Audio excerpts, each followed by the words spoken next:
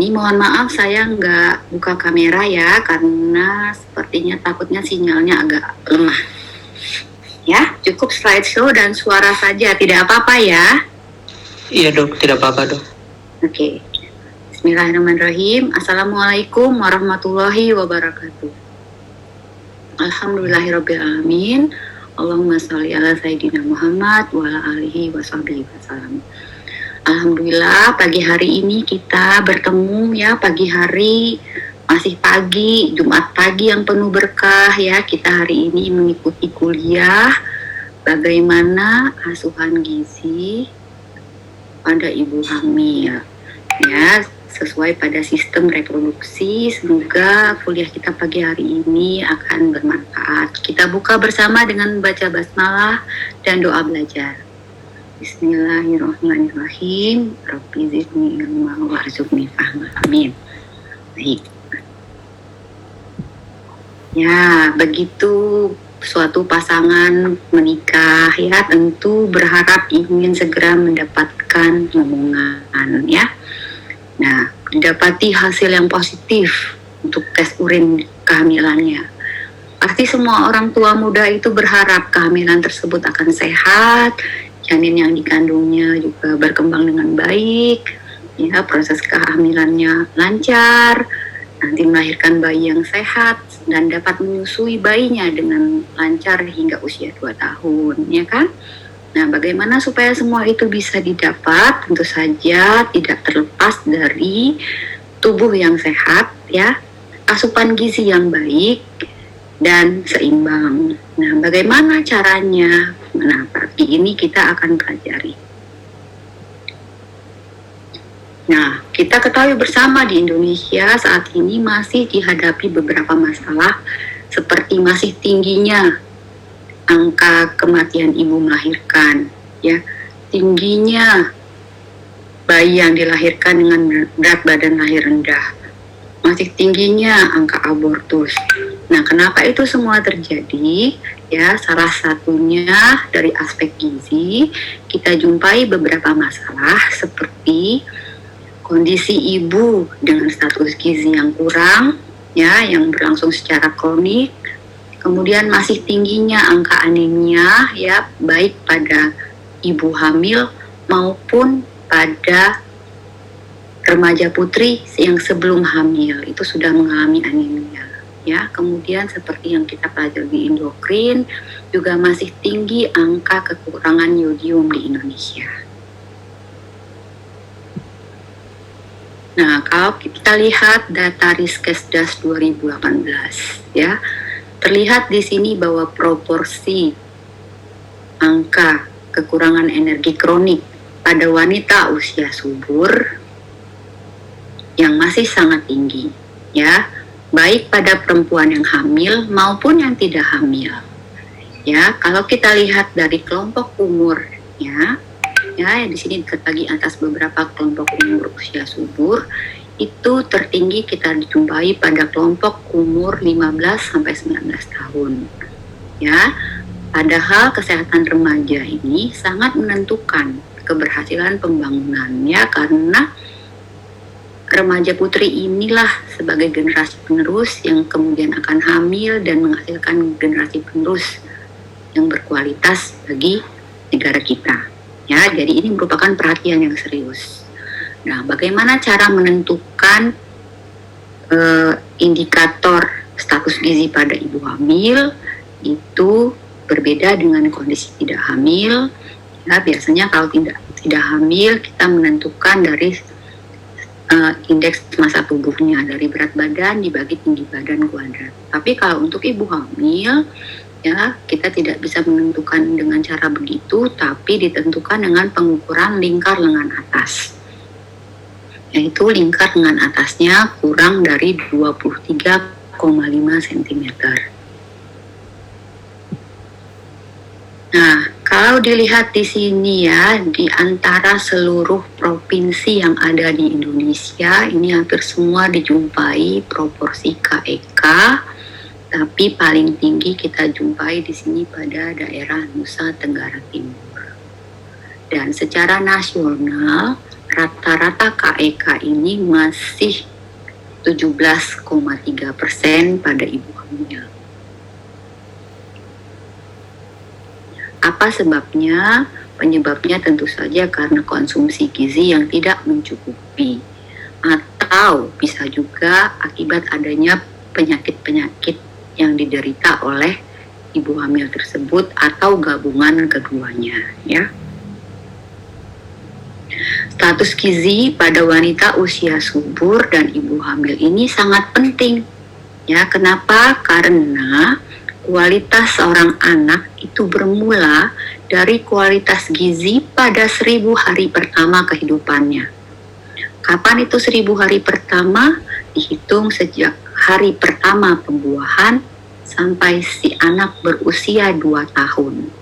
Ya, itulah 1000 hari pertama yang sangat menentukan kualitas kesehatan seseorang hingga pada masa dewasanya, ya. Sehingga perhatian ini sangat penting, ya. Kita harus bisa mentata laksana gizi ibu hamil sehingga perkembangan janin di dalam kandungannya dapat berlangsung dengan baik.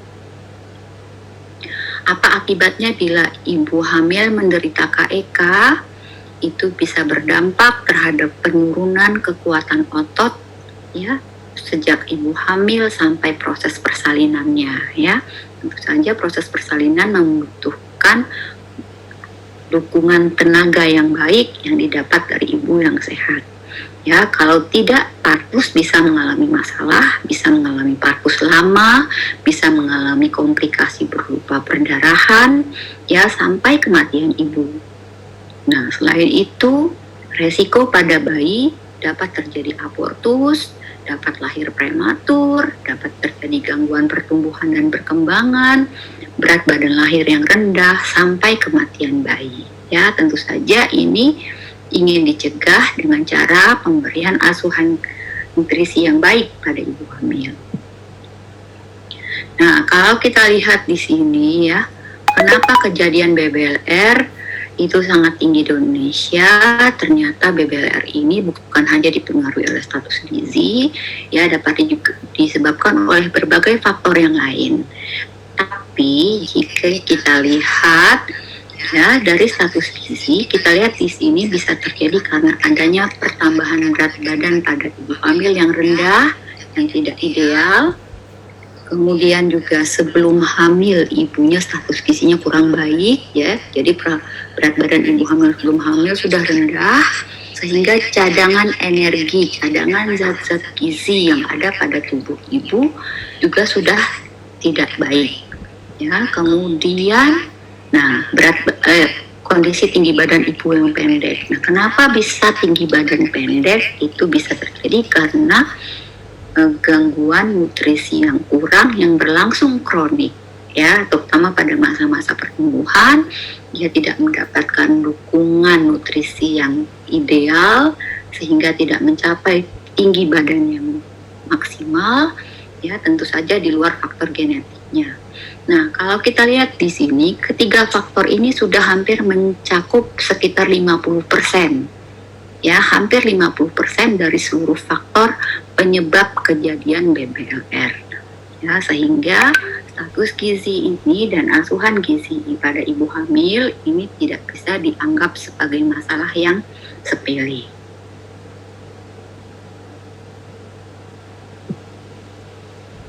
Oke. Nah, kemudian masalah kedua selain tadi KEK, ya, kita lihat di sini juga dari data Riskesdas, ya. Di sini pada tahun 2018 didapati hasil sekitar 48,9%, ya, ibu hamil itu mengalami anemia. Jadi boleh dibilang hampir 50% ibu hamil di Indonesia mengalami anemia. Ya, jadi hal ini sangat penting untuk ditanggulangi, ya, dan kita lihat lagi penyebab anemianya terutama dikaitkan dengan kekurangan beberapa zat gizi, terutama zat besi dan asam folat. Ya, kondisi anemia itu bisa mempengaruhi kualitas dari kesehatan ibu hamil maupun janin yang dikandungnya. Anemia bisa menyebabkan komplikasi kehamilan sampai persalinan dan menyebabkan kelainan pada janin.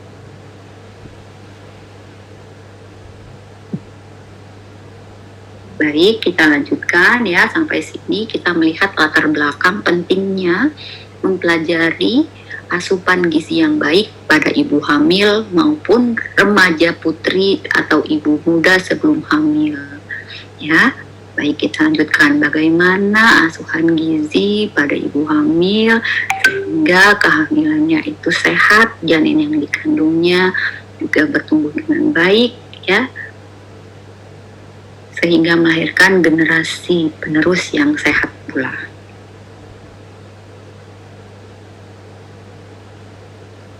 Wanita hamil kita ketahui memerlukan gizi yang cukup dan seimbang dalam jumlah yang lebih banyak dibandingkan kondisi tidak hamil.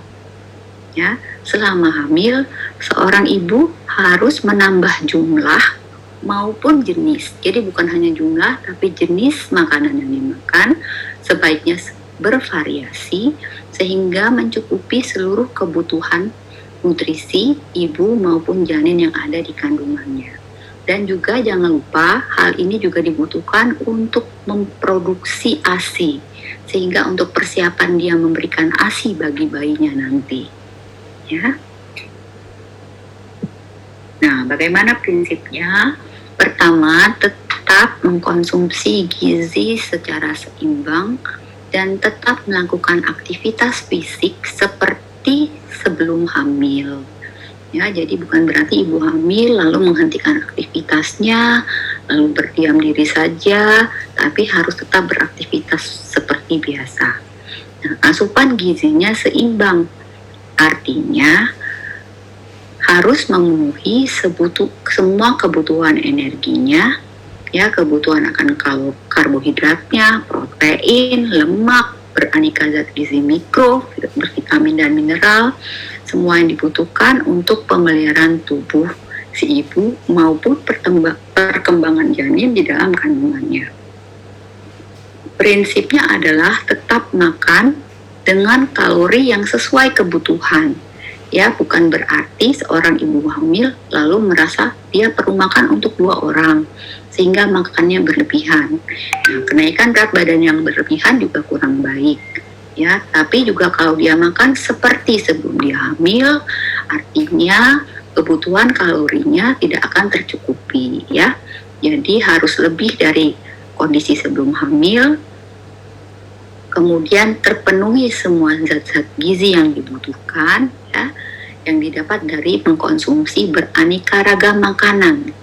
Ya, jadi sebaiknya bervariasi sehingga seluruh zat-zat gizi dapat terpenuhi. Baik. Nah, bagaimana panduan makan yang gampang itu bisa kita lihat dari ilustrasi piring makan ibu hamil sebagai berikut. Nah, kita lihat di sini ya, warnanya beraneka ragam. Kemudian jenisnya juga beraneka ragam. Ya, sehingga tercukupi seluruh kebutuhan ibu hamil. Ya, satu piring ini secara gampang kita bagi menjadi 1/4 bagian itu berisi sumber karbohidrat ya. Nah, karbohidrat yang diutamakan tentu saja jenis karbohidrat yang kompleks ya, kemudian bervariasi jenisnya. Kita lihat di sini, kalau milih roti sebaiknya roti gandum. Ya, kemudian nasi atau beras pilihlah seusahakan yang masih ada serat-seratnya seperti beras merah ya, dibanding beras putih yang sudah mengalami proses sehingga dia menjadi pulen, sehingga zat-zat gizi dan seratnya sudah terlalu bersih, ya kan? Selain itu juga bisa didapat dari jagung, singkong, ya, ubi dan sebagainya. Baik, kemudian 1/4 bagian piring lainnya berisi sebagai sumber protein. Kita tahu di sini bahwa Protein bisa didapat dari protein hewani maupun protein nabati. Ya. Nah, kita tahu bagaimanapun protein hewani itu mengandung zat gizi yang lebih sempurna dibanding yang nabati, ya, karena mengandung seluruh asam amino esensial yang lengkap. Sementara kalau protein nabati itu asam amino esensialnya tidak lengkap, ya, sehingga harus lebih pintar lagi ibu untuk mempadu-padankan sumber proteinnya sehingga seluruh asam amino esensial bisa diperoleh secara lengkap. Ya. Nah, berapa kebutuhan protein pada ibu hamil? Kebutuhannya tentu saja lebih tinggi dibanding kondisinya daripada kondisi belum hamil. Ya, nanti berapa gramnya kita lihat pada tabel AKG atau tabel angka kecukupan gizi di bawah nanti, ya. Nah, protein sangat dibutuhkan oleh ibu hamil untuk menjaga kesehatan ibu dan untuk pertumbuhan janinnya. Nah, bagaimana jenis protein yang sangat baik buat ibu hamil, ya? Contohnya adalah seperti ikan, ya. Kita tahu ikan merupakan sumber protein yang sangat baik. Selain mengandung sumber protein, dia juga mengandung asam lemak omega 3. Ya, ingat, kemudian juga mengandung yodium, ya, yang dimana kedua unsur tersebut itu sangat dibutuhkan untuk perkembangan otak janin, sehingga anak menjadi sehat dan cerdas. Ya, selain ikan, tentu saja ada sumber protein lain seperti telur, ya, ayam, daging merah, tapi usahakan yang rendah lemaknya. Juga selain itu juga tahu dan tempe. Baik, terus kita pindah lagi ke sebelahnya. Nah, ini porsi terbesar itu ditempati oleh sumber sayur-sayuran. Sayur-sayuran yang bukan starchy. Yang starchy itu mengandung zat pati, artinya dia tergolong kepada pemberian sumber karbohidrat. Tapi kalau non starchy yang sifatnya seperti daun-daunan, ya, daun-daunan itu non starchy. Nah, kita lihat juga kalau bisa sayuran dipilih beraneka ragam. Warnanya beraneka ragam, ada yang hijau, ada yang merah, ada yang orange. Nah, kita tahu setiap zat pigmen ini bukan hanya sekedar memberi warna, tapi dia juga mengandung non-nutrien phytochemical yang sangat dibutuhkan, yang mengandung sumber vitamin, antioksidan, sehingga bisa memberi perlindungan bagi ibu hamil. Ya, kemudian ini seper-8 bagiannya berisi buah-buahan, ya. Buah-buahan juga usahakan bervariasi, warnanya juga berbeda-beda. Seperti tadi, prinsipnya supaya seluruh zat-zat gizi diperoleh ibu dengan semakin lengkap. Nah, prinsipnya kalau buah, usahakan dari buah utuh seperti ini, ya, bukan yang berupa jus, apalagi terutama jus yang sudah dibeli, yang sudah kemasan, ya. Itu kita tahu sebagian besar isinya sudah bukan lagi buah, tapi sudah ditambah seperti zat-zat tambahan seperti gula, ya, serat-seratnya sudah hilang, ya. Jadi diusahakan buah yang segar, juga bukan buah-buahan yang sudah dikeringkan. Kita tahu bahwa aneka sayur dan buah ini merupakan sumber vitamin, mineral, ya, zat-zat non-nutrien yang sangat dibutuhkan, yang umumnya itu tidak dapat disimpan di dalam tubuh. Sehingga kebutuhannya itu perlu dipenuhi dari asupan setiap hari. Ya, jadi setiap hari ibu hamil itu harus mengkonsumsi sayur dan buah yang banyak, yang bervariasi. Ya, beda dengan beberapa unsur lain yang bisa dicadangkan di dalam tubuh, mungkin lebih tidak membutuhkan jumlah asupan yang rutin setiap hari. Ya. Baik, selanjutnya kita lihat di sini sebagai asupan sumber lemak ya. Sumber lemak selain tadi kita dapat dari protein hewani ya, juga mungkin diperoleh dari penggunaan minyak goreng. Gunakan minyak goreng yang sehat. Yang bagaimana? Ya, idealnya tentu saja yang mengandung asam lemak tidak jenuh ya, contohnya minyak zaitun. Tapi kita tahu minyak zaitun harganya mahal, sementara di Indonesia kita banyak memproduksi minyak sawit. Sebenarnya minyak sawit juga cukup sehat asal penggunaannya tidak berulang kali ya. Maksimal dipakai 1 kali atau 2 kali penggorengan, selebihnya minyaknya dibuang. Jangan gunakan minyak yang sudah digunakan berulang kali, yang sudah berubah warna, yang sudah menjadi hitam, aromanya juga sudah tengi. Itu artinya sudah terjadi radikal bebas dan zat-zat bahaya yang tidak baik buat ibu hamil. Nah, selain itu sumber lemak berikutnya seperti kacang-kacangan ya, dan juga buah alpukat. Itu juga bisa memenuhi kebutuhan lemak dari ibu hamil. Baik, sebagai air minum kita sarankan untuk minum air putih sebanyak-banyaknya ya, disarankan tercukupi kebutuhan airnya 2-3 liter per hari atau sekitar 8-12 gelas per hari. Air ini sangat penting untuk mendukung sirkulasi tubuh, sirkulasi darah dan cairan di dalam tubuh ibu, juga untuk memproduksi cairan amnion yang cukup, ya, juga untuk mendukung volume darah ibu yang lebih banyak daripada kondisi dia tidak hamil, ya. Nah, usahakan untuk membatasi minuman-minuman yang bergula, ya, karena ini cenderung untuk menaikkan bobot tubuh ibu berlebihan, juga mengurangi konsumsi teh dan kopi. Kenapa? Karena kita tahu teh apalagi kopi itu mengandung kafein ya. Kafein itu tidak baik untuk ibu hamil. Kenapa?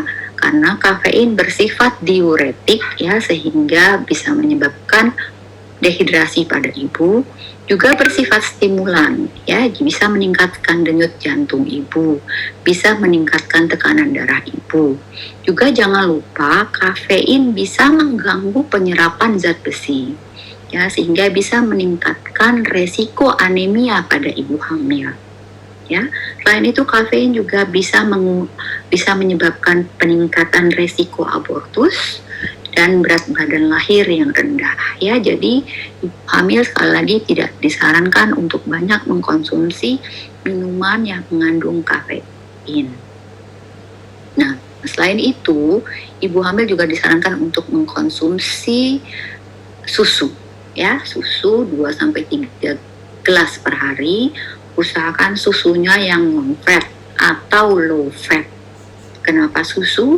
Karena susu merupakan sumber protein yang baik bagi ibu hamil, juga mengandung mineral penting seperti kalsium ya. Tentu kalsium penting untuk pembentukan tulang dan gigi dari anak yang dikandungnya. Nah, kalau asupan kalsium ibu cukup, maka kalsium itu yang tadinya diambil dari tulang dan gigi ibu itu akan tergantikan dari asupan yang didapat dari makanan.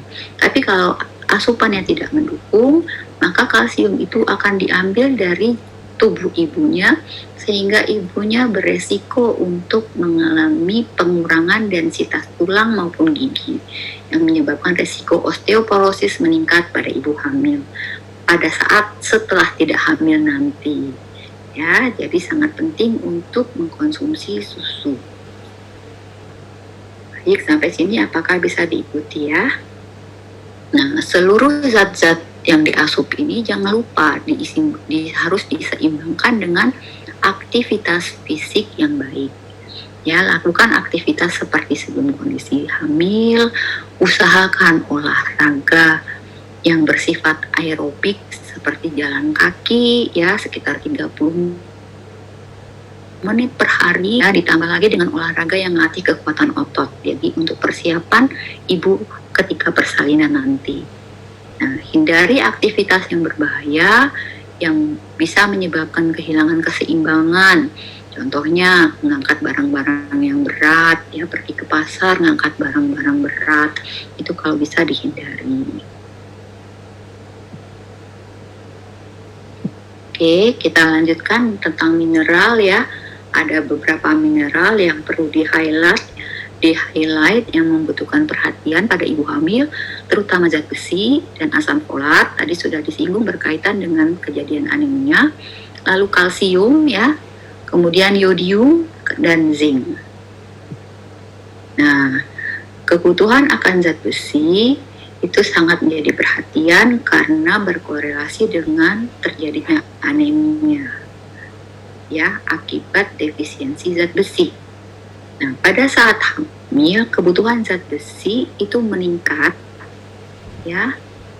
Kenapa? Karena zat besi itu terlibat dalam pembentukan hemoglobin pada sel darah merah. Selain itu, Fe juga dibutuhkan dalam pembentukan sel dan jaringan yang baru. Zat besi juga dibutuhkan untuk pembentukan plasenta, pembentukan darah, ya, dan pertumbuhan janin.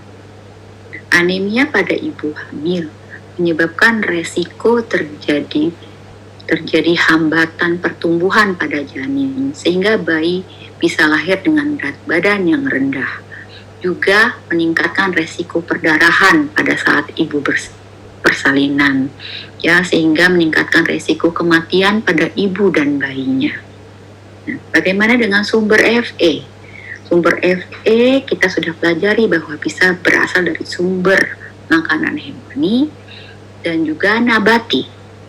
Namun jangan lupa, ya, terdapat beberapa faktor yang mempengaruhi penyerapan zat besi. Ya, kita ketahui bahwa zat besi yang berasal dari makanan hewani itu penyerapannya jauh lebih baik daripada zat besi yang didapat dari sumber makanan nabati.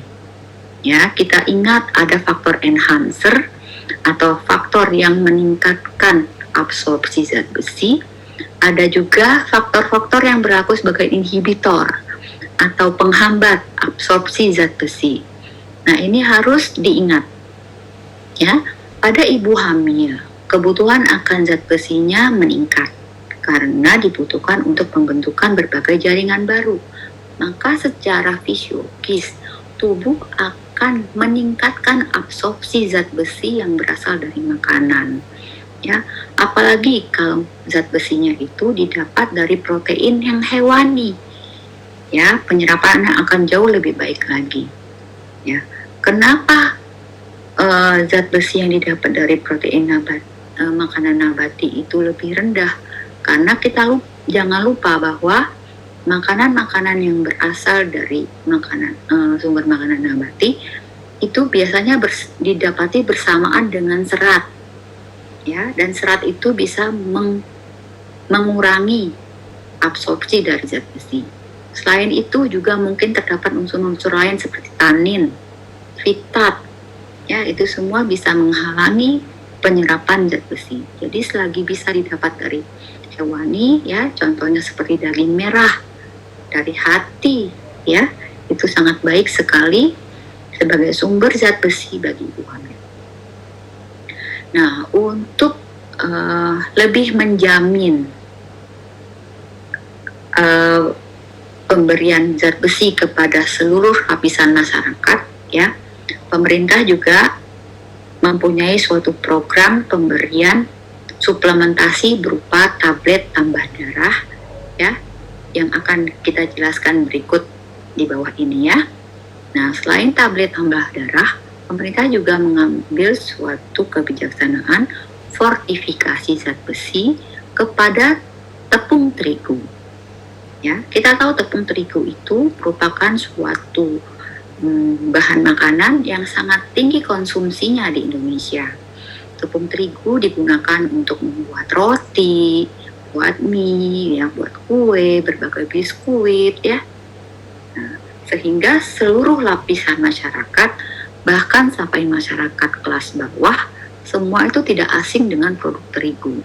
Ya, sehingga otomatis zat besi juga akan didapatkan oleh seluruh lapisan masyarakat. Oke. Kemudian mineral berikut yang penting adalah asam folat.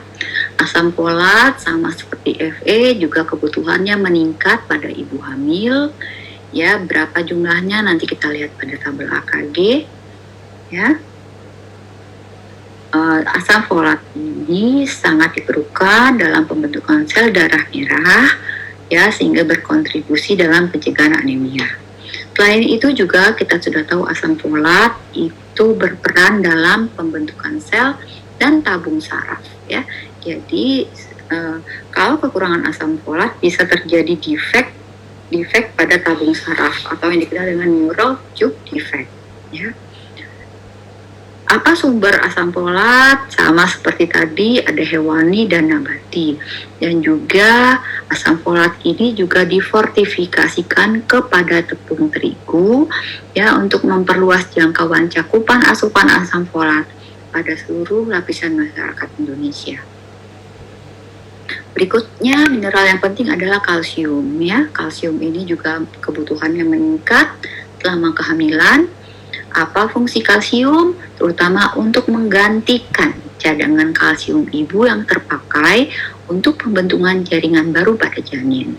Nah, kalau asupan ibu tidak mencukupi, maka tadi sudah saya jelaskan, kalsium itu akan terpakai dari tubuh ibu, sehingga tubuh ibu akan terjadi pengurangan densitas tulang dan giginya, sehingga bisa menyebabkan pengeroposan tulang dan gigi ibu. Selain itu, kalsium juga sangat penting di dalam menurunkan resiko preeklamsia pada ibu hamil.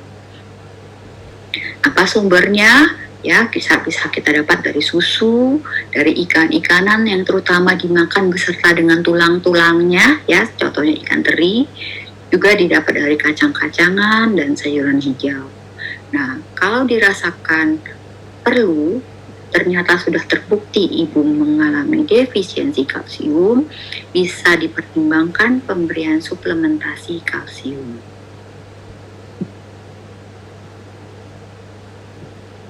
Nah, berikutnya mineral yang sangat penting adalah yodium, ya. Yodium juga sudah kita pelajari bahwa kebutuhannya meningkat pada ibu hamil, ya, sangat diperlukan untuk sintesis hormon tiroid dan berperan dalam sintesis protein dan laju metabolisme, ya, dan sangat penting dalam mempertahankan laju metabolisme, juga berpengaruh terhadap pertumbuhan dan perkembangan janin, ya.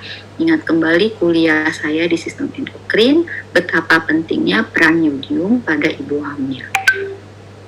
Defisiensi yodium selama kehamilan bisa menyebabkan gangguan pertumbuhan dan kecerdasan, dan juga meningkatkan risiko kematian pada janin. Ya, sumber utamanya terutama dari makanan laut dan juga dari garam yang difortifikasi. Nah, ini kita lihat, ya, tabel AKG yang ada untuk rata-rata orang Indonesia, ya. Ini berdasarkan kelompok usia, perempuan usia subur, ya, berapa kebutuhan zat gizinya. Kemudian ini untuk trimester pertama, ini umumnya energi kebutuhannya meningkat sekitar 180 kilokalori, sementara trimester kedua dan ketiga itu ditambahkan sekitar 300 kilokalori dibandingkan kondisi kebutuhan energi pada saat tidak hamil, ya. Demikian juga proteinnya lebih 20 dibanding kondisi dia tidak hamil, ya. Lemaknya juga meningkat, asam lemak omega 3 dan omega 6, ya, karbohidrat, kebutuhan serat dan air. Nah, ini tadi untuk kebutuhan kalsium, ya, kalsium meningkat, kemudian juga yodium, seng dan sebagainya, ya. Nah, ini untuk kebutuhan vitamin. Kebutuhan vitamin juga meningkat pada ibu hamil. Nah, berapa sih acuan kenaikan berat badan ibu hamil yang normal, yang ideal, yang dianjurkan? Itu kita lihat di sini, tidak sama, tapi disesuaikan dengan status gizinya pada saat belum hamil. Pada saat belum hamil, kalau status gizinya normal, IMT-nya 18,5 sampai di bawah 25, itu rekomendasi peningkatan berat badan sekitar 11,5 sampai 16 kilo. Ya. Nah, yang didapat terutama pada trimester kedua dan ketiga, itu kalau ditimbang ibu hamilnya sebaiknya meningkat sekitar 0,35 sampai 0,5 kg per minggu. Ya. Kenapa ini mulai trimester kedua? Karena umumnya ibu hamil pada trimester pertama itu masih mengalami gangguan makan, ya, masih sering mual dan muntah, ya, mungkin akibat hormonalnya yang berubah, ya, sehingga wajar kalau trimester pertama mungkin kenaikan berat badannya belum terjadi, tapi sudah harus diawasi pada saat trimester kedua kalau berat badannya belum juga meningkat. Nah, kalau pada sebelum hamil gizinya kurang, itu rekomendasi peningkatan berat badannya harus lebih banyak, ya. Kemudian per minggunya pada trimester kedua juga lebih tinggi. Sebaliknya, jika berat badan sudah berlebih bahkan obesitas, maka direkomendasikan peningkatan berat badannya juga lebih sedikit.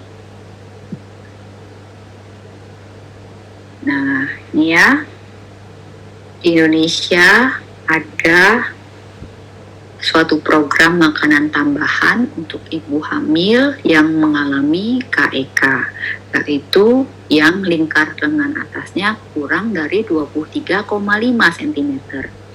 Ya, makanan tambahan ini diberikan berupa biskuit lapis yang dibuat dengan formulasi khusus yang sudah difortifikasi dengan berbagai vitamin dan mineral.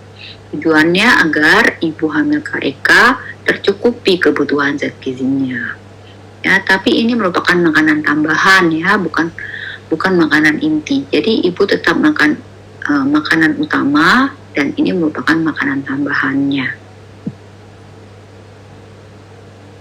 Nah, ini kalau kita lihat lagi data Riskesdas 2018, ya, dari program pemberian PMT pada ibu hamil KEK, ya, ternyata masih sekitar 25,2 saja yang mendapat PMT, sebagian besar belum.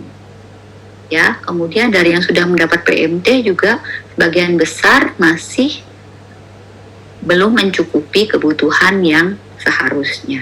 Jadi belum mencapai target, ya.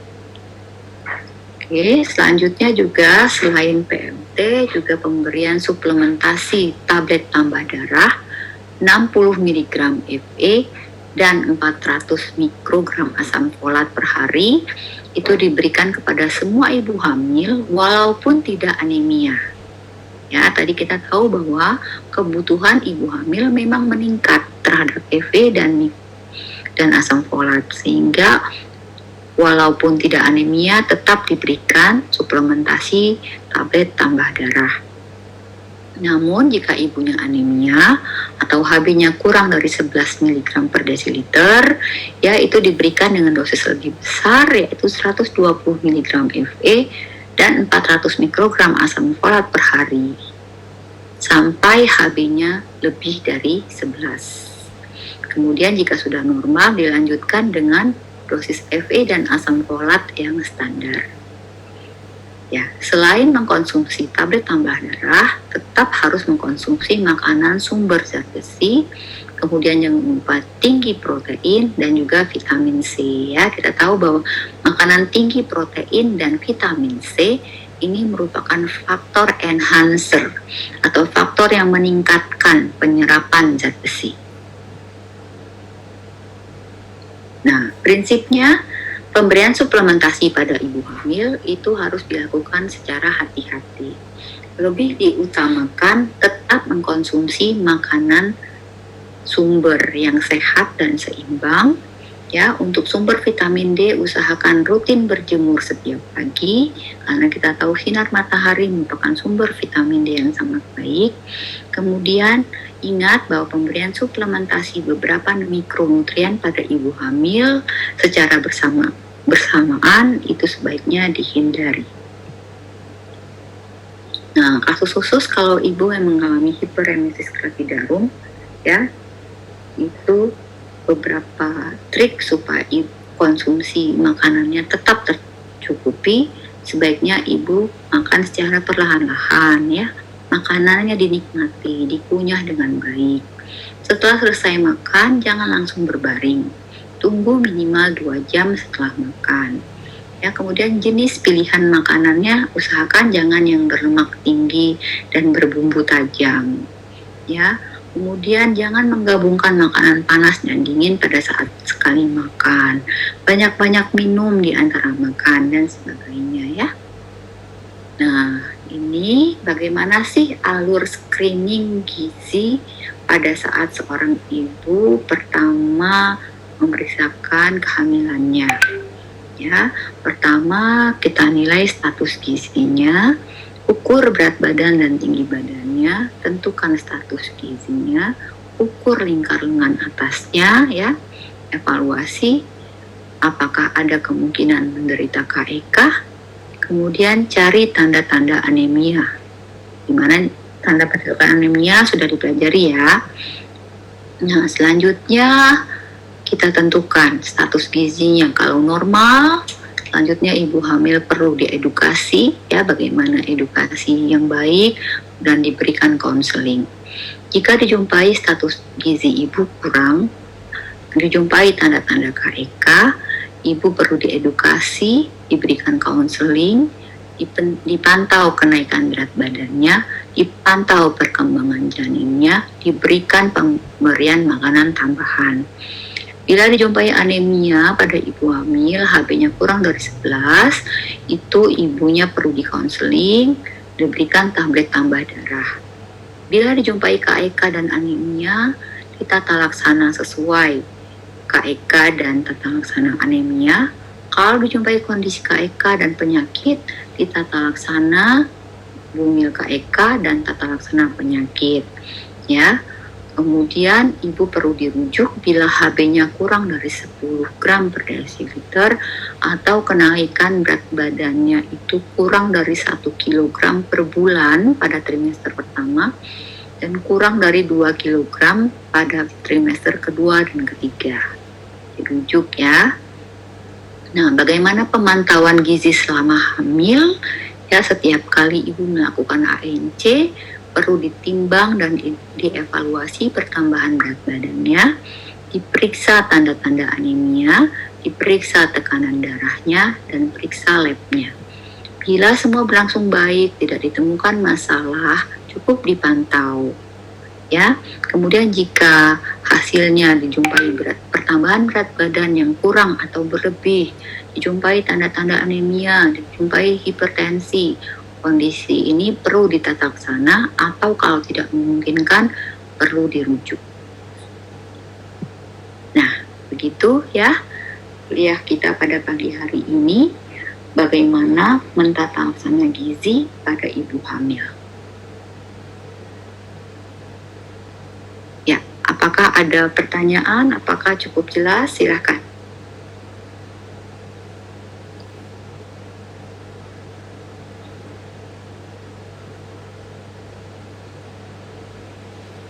Silakan, apakah ada yang ingin bertanya?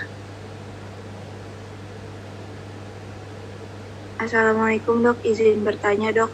Silakan, ada. Iya dok, tadi di slide kalau misalnya berat badan pada trimester 2-3 itu kurang dari 2 kg, itu dirujuk. Tapi tadi ada yang di slide yang tabel itu dok, itu kan nggak sampai kurang dari 2, itu masih nggak apa-apa gitu dok. Nah itu gimana ya dok maksudnya? Iya. Ya, jadi intinya memang kita tidak sebegitunya saja merujuk, ya. Harusnya kalau dijumpai masih kurang dari 2 kilo itu dievaluasi penyebabnya apa. Kalau masih bisa kita tata laksana, ya, diketahui kira-kira penyebabnya apa, ya tidak langsung dirujuk gitu ya Nanda, ya. Baik dok, terima kasih dok. Iya. Ada lagi? Assalamualaikum dok, mohon izin bertanya. Waalaikumsalam. Iya, Okta. Iya betul dok, saya mohon izin. Jadi tadi itu kalau saya nggak salah itu kan bahwa gizi 1000 hari pertama itu mempengaruhi hingga dewasa ya dok. Betul. Nah kemudian apakah hal tersebut memang selalu seperti itu atau bisa ditanggulangi dalam artian dia setelah dewasa mungkin konsumsi gizi untuk memperbaiki kualitas gizi di 1000 hari pertamanya itu dok? Nah, jadi kita tahu tuh pada 1000 hari pertama khususnya ketika masih di dalam kandungan itu terjadi proses pembentukan berbagai organ-organ yang vital, ya. Nah, kalau sudah itu terjadi ketidaksempurnaan pertumbuhan organ pada saat tersebut, itu bisa jadi kondisi tersebut tidak bisa diperbaiki lagi. Bisa kerusakan itu bersifat menetap hingga dewasa. Ya, bahkan ada penelitian ya, hipotesis Becker. Jadi pada anak yang lahir dengan berat badan lahir rendah, ya terjadi gangguan pada pertumbuhan jaringan adiposanya. Itu pada saat dia dewasa, dia berusaha untuk mengejar ketertinggalannya, ya dengan mengkonsumsi makanan untuk mengejar ketertinggalannya. Akibatnya apa? Ternyata anak-anak yang lahir dengan BBLR tersebut lebih cenderung untuk mengalami obesitas, ya. Jadi makanan yang diperoleh itu cenderung untuk disimpan di dalam jaringan lemaknya sehingga terjadi penumpukan lemak, terjadi tubuh yang obesitas dan diikuti dengan berbagai penyakit degeneratif lainnya. Jadi sudah ada terjadi kecacatan pencetakannya sejak dari dalam janin gitu. Jadi hati-hati, memang sangat penting sekali gizi pada 1000 hari pertama itu. Demikian Okta. Baik, dapat dipahami. Terima kasih banyak dok. Iya. Ada lagi? Assalamualaikum, izin bertanya dok. Silakan. Apakah mengkonsumsi susu ibu hamil yang dijual di pasar itu sudah mencukupi kalsium dari ibu hamil tersebut dok? Nah, itu juga harus dilihat ya berapa kandungan kalsiumnya. Ya, dilihat berapa kalsium ibu hamil. Tapi tetap ya usahakan makanan itu tetap bervariasi, bukan hanya diserahkan kepada susu. Tetap juga harus mengkonsumsi ikan-ikanan ya atau sumber kalsium yang lain.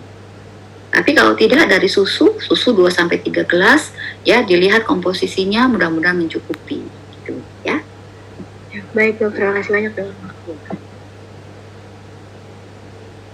Ada lagi yang kurang jelas? Assalamualaikum dok, izin bertanya. Ya silakan.